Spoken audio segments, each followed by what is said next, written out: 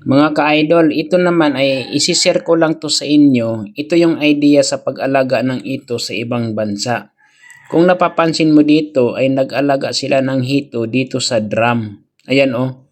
Kung mayroon pala kayong ng drum na malaki na tulad niyan ay pwede niyong alagaan. Simple lang ang ginagawa dito mga ka-idol.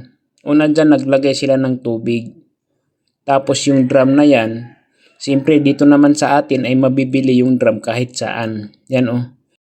Ang kagandahan dito ay pwede pala sa tub na malaking balde. Ibig sabihin nito mga ka-idol, hindi na kayo mahirapan sa paghanap ng balde.